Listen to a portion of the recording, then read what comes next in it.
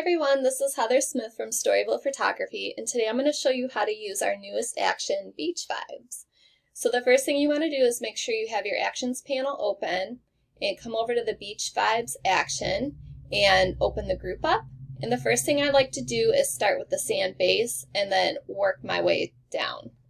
So the first thing we're going to do is select that, make sure your image is flattened and your background layer is selected, and hit play. And as you can see, that just did wonders for the sand. It brightened it up. It also brightened their skin, and I just love the look. Now, if you want it even stronger, all you need to do is flatten the image and then run it again. So for me, I think I want somewhere in between the first time I ran it and the second time. So all I want to do is lower the opacity to about 0 and work my way up to where I like it. And I'm going to leave it at about 50%, but I think I want to brush it off of his skin and hair there. So I'm going to select the white layer mask, black, soft brush at 100% opacity, and I'm just going to kind of blop it on them. Before and after. The next thing I want to do is come over to the water vibes and hit play. And as you can see, there's two different watercolor tones in here, and if you want to test how it's going to look on the water before you start painting, all you have to do is make sure that the black mask is selected and hit Command I to invert it. It'll kind of give you an idea of what the color toning is going to be, and you can also play with the opacity to get an idea. And then just hit Command I to put it back, and you can test the other one too. I think for this image I want to do the water vibes too, and I'm going to grab a soft white brush at 100% opacity and just paint it on. If you're printing this or doing this for a customer, zoom in and make sure that you're not going to kind of run it over on the sand because it might look a little wonky, as you see there. And what's also nice about these colors is you can run it over onto the sky if you want, and it makes changes to the sky. But for this, I'm going to leave the sky as is, and you can adjust the opacity to where it's not as strong or super strong, whatever it is to your liking. You're also welcome to add in the water vibes 1, 2, and combine the two. It's just your personal preference. You'll do the same thing. Just click on the black layer mask and select a white soft brush and just run it over.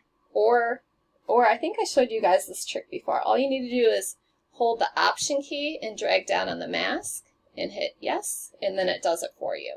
So without you having to mask twice. And we can always come back and make changes too. So that's the before and after there. And I'm going to come over here to the bonus enhancements and hit play. And here you will see 6 different adjustments that can really help your beach images pop, really. So the first thing I want to do is hit the brighten up. And I like what it did here, but it's a little bit too bright for me, so I'm going to just take it to 0 and just kind of see where I like it. And that looks about good. I'm going to use the soft black brush at 100% opacity and just take it off my subjects because they were bright enough.